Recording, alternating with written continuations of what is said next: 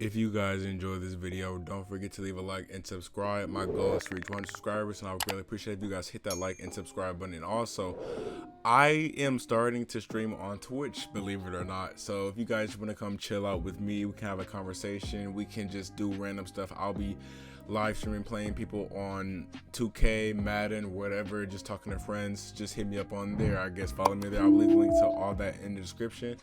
But with that being said, let's get right to the video. So today I will be talking about the Milwaukee Bucks, and I'm not too happy to be talking about this team right now because they've been kind of sucking recently. But just to start off, they did play on Sunday night, and it was pretty pathetic.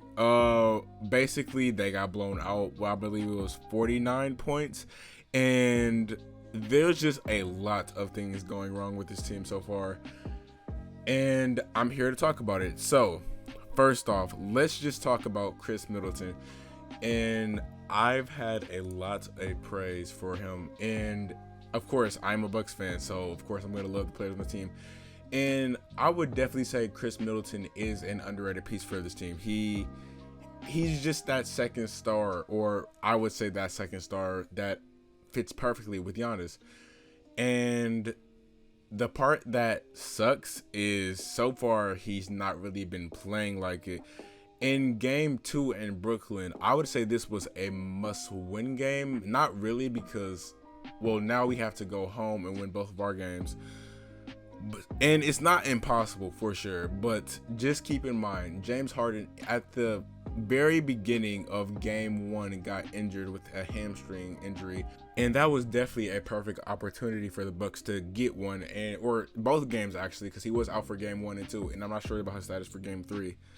But that was the perfect opportunity for the Bucks to be able to take home court advantage, because if they take one in Brooklyn, they have the advantage home court wise.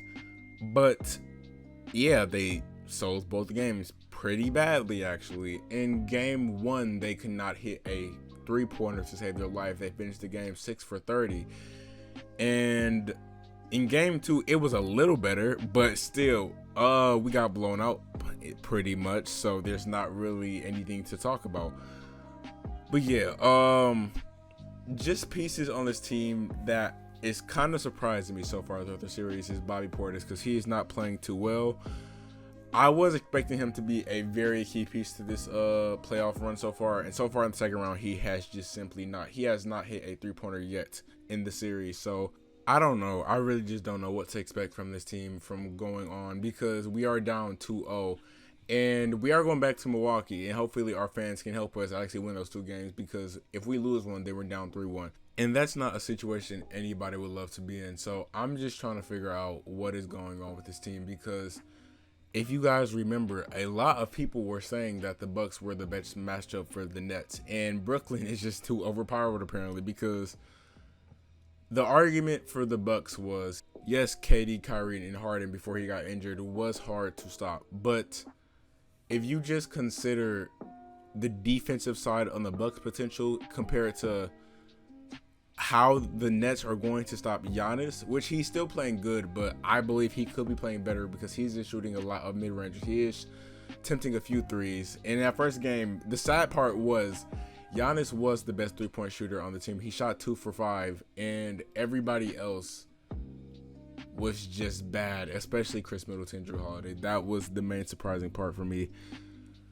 But going into game 3, the mindset for this team should just be they need to win. Yes, they are missing Dante DiVincenzo, who is a key defensive piece for them, I would say. But the other team is missing Jeff Green, James Harden, and even Spencer Dinwiddie is out, but he hasn't been playing all year, so it's not really that big of a deal. But still, I'm saying we do not have an excuse to lose to this team.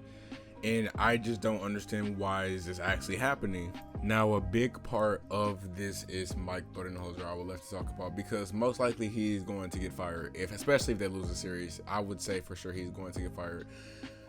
His rotations is kind of iffy, and one thing I have a problem with is a lot of people in the starting lineup on both sides of the floor is playing more minutes than Giannis. And I remember in game 1 thinking, like, why has Giannis been on the bench for so long? Because KD and Kyrie were going on these huge runs, and while they were making a run, Giannis is just sitting on the bench.